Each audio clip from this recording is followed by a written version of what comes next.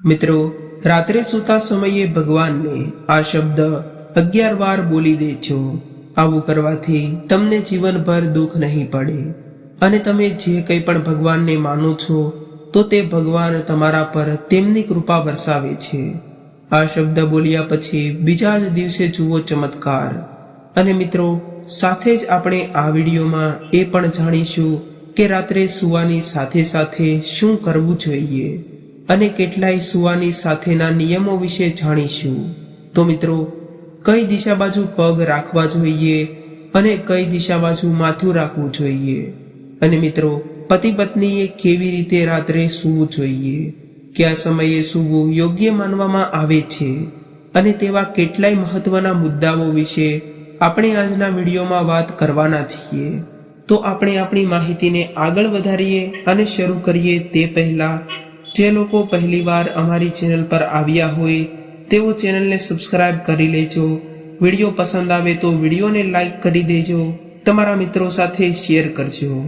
તમે જે કોઈ પણ ભગવાનને માનતા હોય તેમનું કોમેન્ટ બોક્સમાં જરૂર નામ જણાવી દેજો, અને તે ભગવાન તમારી બધી ઈચ્છાઓ પૂર્ણ કરે તેવી પ્રાર્થના હું કરું છું। ચાલો આપણે આપણી સુવા સંબંધિત કેટલી મહત્વપૂર્ણ જાણકારીઓ જે હું તમને આજના વિડીયોમાં જણાવવા જઈ રહ્યો છું તે ચાલુ કરીએ। મિત્રો, જ્યારે આપણે રાત્રે સૂઈએ છીએ ત્યારે માત્ર આપણું બહારનું જ શરીર સૂવે છે।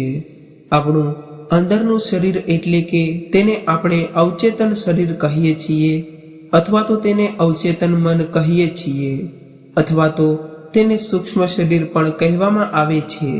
તો તે આપણું જાગૃત અવસ્થામાં હોય છે। તો રાત્રે સૂવા સમયે તમારે કયો શબ્દ 11 વાર બોલવાનો છે તો તમારા જીવનમાં બીજા જ દિવસે તરત જ ચમત્કાર થઈ જશે। આ બાબતની જાણકારી હું તમને આ વિડીયોમાં વિસ્તારપૂર્વક જણાવીશ। તે પહેલા હું તમને જણાવી દઉં કે મનુષ્યના 2 શરીર હોય છે। એક બહારનું શરીર હોય છે। બહારના શરીરથી આપણે શું કરીએ છીએ તો તમને તે જણાવી દઉં કે આપણે બહારના શરીરથી આનંદની અનુભૂતિ કરીએ છીએ। જેમ કે આપણે ઉદાહરણ લઈએ તો બહાર ક્યાંય નૃત્ય ચાલી રહ્યું હોય તો આપણે તેને સાંભળીએ છીએ અને જોઈએ પણ છીએ। બહારના શરીરથી અવોચન કરવાનું કામ હોય છે, એટલે કે આપણી આસપાસમાં થઈ રહેલી ક્રિયાઓને જોઈને આપણે આપણા મનને પ્રસન્ન કરીએ છીએ, પરંતુ આપણું આંતરિક શરીર તે આપણું પરમાત્મા સાથે જોડાયેલું હોય છે। એટલા માટે જે આપણે અવચેતન મનથી કાર્ય કરવામાં આવે છે કે કોઈ પણ વસ્તુની પ્રાર્થના કરવામાં આવે તો તે પ્રાર્થનાઓ 100% સફળ થાય છે।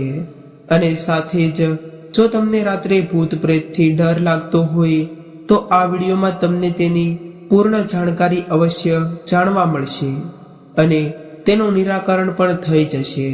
મિત્રો, વાસ્તવિક વિજ્ઞાનમાં કહેવામાં આવ્યું છે કે દાંપત્ય જીવનમાં પરસ્પર પ્રેમ અને તાલમેલ માટે પત્નીએ પતિની ડાબી બાજુએ સૂવું જોઈએ। તેની પાછળનું એ પણ કારણ છે કે પત્નીને પતિનું ડાબું અંગ માનવામાં આવે છે, અને સાથે જ જ્યારે પતિને પત્નીનો જમણો ભાગ માનવામાં આવે છે, અને સાથે જ જ્યારે પતિને પત્નીનો જમણો ભાગ પણ માનવામાં આવે છે, તેનાથી પારિવારિક જીવનમાં સંતુલન બન્યું રહે છે। તો ચાલો હવે જાણીએ કે સૂતા સમયે આપણે કઈ દિશા બાજુ પગ અને કઈ દિશા બાજુ આપણું માથું રાખવું જોઈએ, જેનાથી સારી નીંદર અને જીવનમાં ચાલી રહેલી પરેશાનીઓ એટલે કે ટેન્શન ઓછું થાય છે।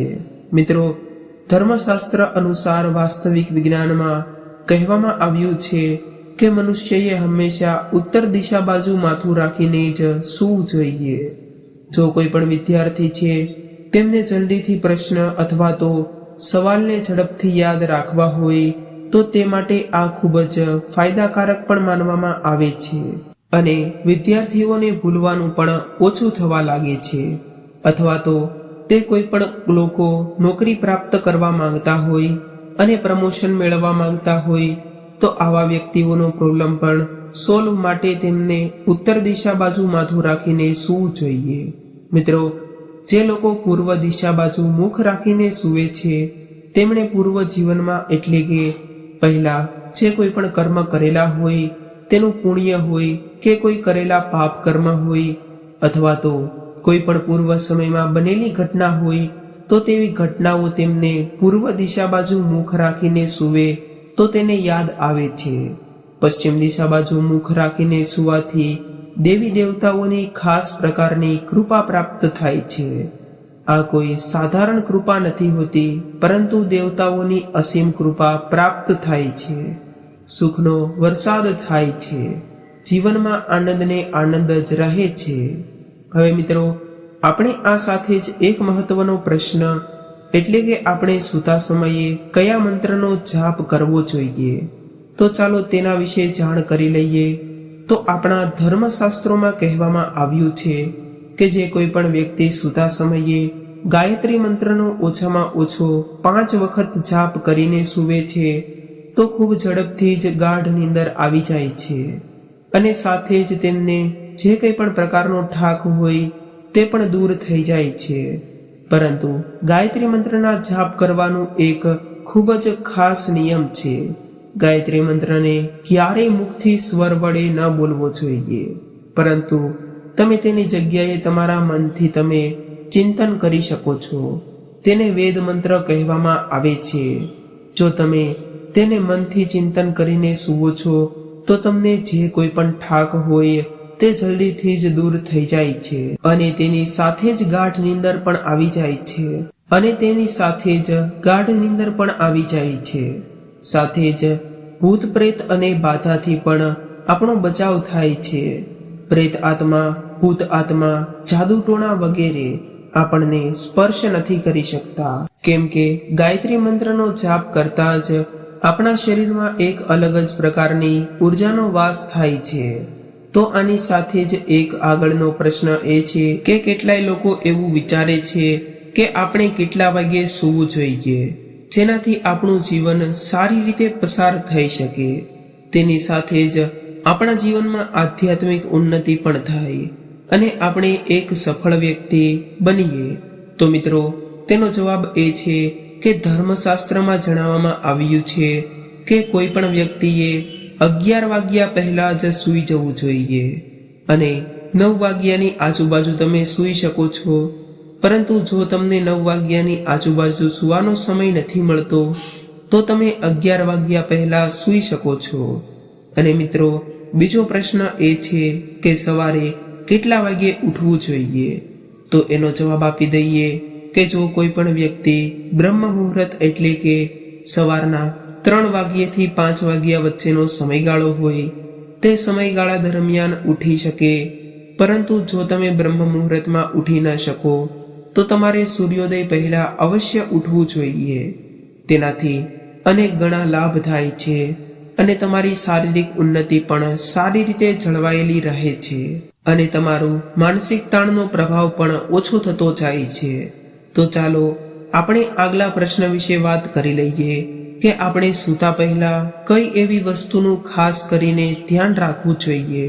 મિત્રો, જો તમારા કોઈ ઈષ્ટ દેવતા છે, એટલે કે તમે રામ ભગવાનને માનતા હોય અથવા ભગવાન શ્રી કૃષ્ણને માનતા હોય અથવા હનુમાન દાદાને માનો છો અથવા તો માતાજીને માનતા હોય કે પછી ભોલેનાથને માનતા હોય તો તમારે ખાસ કરીને તમારા ઈષ્ટદેવનું ધ્યાન કરીને જ સૂવું જોઈએ. એવું માનવામાં આવે છે કે આપણા ઈષ્ટદેવનું ધ્યાન કરીને સૂઈએ તો આપણને એકદમ સારી નીંદર આવે છે અને ઈષ્ટદેવનું ધ્યાન કરીને સૂવાથી આપણને આત્મસુરક્ષાની પ્રાપ્તિ થાય છે. તો ચાલો આપણે આગલા પ્રશ્ન વિશે વાત કરી લઈએ. તે ખૂબ જ મહત્વનો પ્રશ્ન છે કે આપણે સૂતા સમયે એવા કયા 11 શબ્દો છે જે બોલીને જ આપણે સૂવું જોઈએ. તેનાથી આપણને અનેક ગણો લાભ થાય છે. તો ચાલો આપણે તે કયા 11 શબ્દો છે કે જેના વિશે પણ જાણ કરી લઈએ.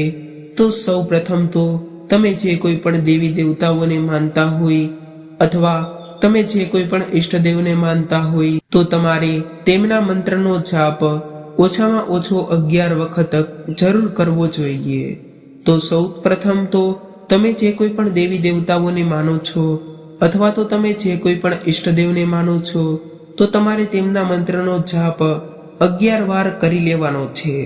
તમારે 11 વાર તે મંત્રનો જાપ કરીને આ શબ્દ બોલવાના છે. સૌ પ્રથમ પહેલા એ શબ્દ બોલવાનો છે કે મારી ઈચ્છા પૂર્ણ કરો. બીજો શબ્દ એ બોલવાનો છે કે ધર્મના માર્ગ પર ચાલો. ત્રીજો શબ્દ એ બોલવાનો છે કે મારાથી કોઈ પાપ ન થાય. ચોથો શબ્દ એ બોલવાનો છે કે તમે હંમેશા મારી સહાયતા કરો. પાંચમો શબ્દ એ બોલવાનો છે કે હે પ્રભુ, હું શું કરું, મને માર્ગ બતાવો. છઠ્ઠો શબ્દ એ બોલવાનો છે કે તમારા સિવાય મારું બીજું કોઈ નથી, તમે જ મારા બંધુ છો, મારા કરતા તરતા તમે જ છો. સાતમો શબ્દ એ છે કે તમે તમારા સહાયક છો. આઠમું એ બોલવાનું કે ભગવાન મારી ઉન્નતિ કરો. નવમું એ બોલવાનું છે કે ભગવાન મને તમારા ખોળામાં સુવડાવો અને મને સારી નીંદર અપાવો. દસમું એ બોલવાનું છે કે પરમાત્મા મારું કલ્યાણ કરો. 11મો શબ્દ તમારે એ બોલવાનો છે કે હે પ્રભુ, તમારો સાથ મને જોઈએ છે. તમારા રહેતા મને કોઈ પણ ચીજ વસ્તુનો ડર નથી.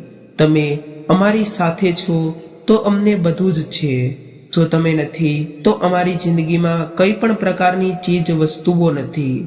બસ તમારી આ 11 વસ્તુઓ બોલવાની છે અને તમારે પછી તમારા ગુરુ મંત્રનો જાપ કરી શકો છો.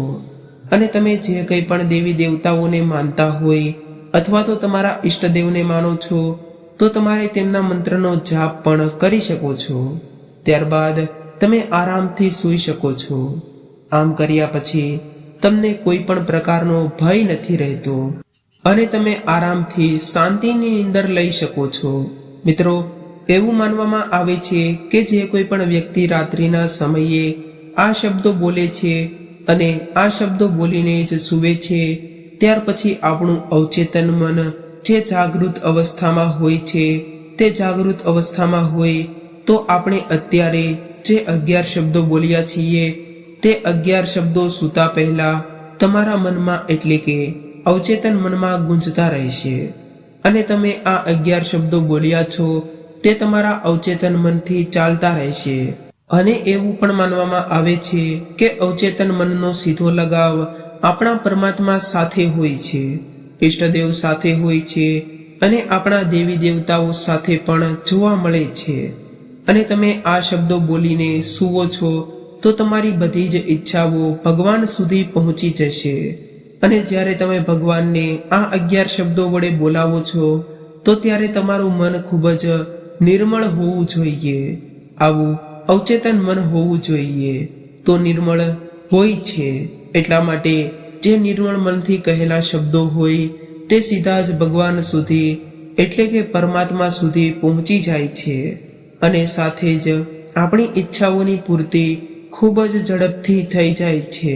તો મિત્રો, તમે જે કોઈ પણ શબ્દ બોલીને સૂવો છો તે શબ્દોની પૂર્તિ થાય છે, તેમાં કોઈ પણ પ્રકારની શંકા નથી. તો મિત્રો, આ સાથે હું આશા રાખું છું કે તમને આ જાણકારી ખૂબ જ પસંદ આવી હશે. તો તમને આ વિડીયોમાં જણાવ્યા પ્રમાણે તમે આ નિયમોનું પાલન કરશો તો અવશ્ય ને અવશ્ય જ તમને રાત્રે સૂતા સમયે ઘણો બધો લાભ થશે અને ભગવાન તમારા પર તેમની અપાર કૃપા વરસાવશે અને તમારી જે કોઈ પણ ઈચ્છા હશે તેની પૂર્તિ પણ થશે અને તમને શાંતિપૂર્વક નીંદર પણ આવશે. તમારું સ્વાસ્થ્ય જળવાઈ રહે છે અને તમારું બહારનું શરીર અને અંદરનું શરીર એટલે કે અવચેતન મન જે છે તે પણ પ્રફુલ્લિત રહે છે. તો આ સાથે હું આશા રાખું છું કે આ વિડીયો તમને પસંદ આવ્યો હોય તો વિડીયોને લાઈક અને શેર કરજો. ચેનલ પર પહેલીવાર આવ્યા હોય તો ચેનલને સબસ્ક્રાઇબ કરી લેજો. તમે જે કોઈ પણ દેવી દેવતાઓ અથવા તો ઈષ્ટદેવને માનતા હોય તો તેમનું નામ કોમેન્ટ બોક્સમાં જણાવી દેજો અને સાથે જ જય બજરંગબલી લખવાનું ભૂલશો નહીં. ફરી મળીશું આવા જ નવા એક વિડીયો સાથે. ત્યાં સુધી સૌને મારા જય બજરંગબલી.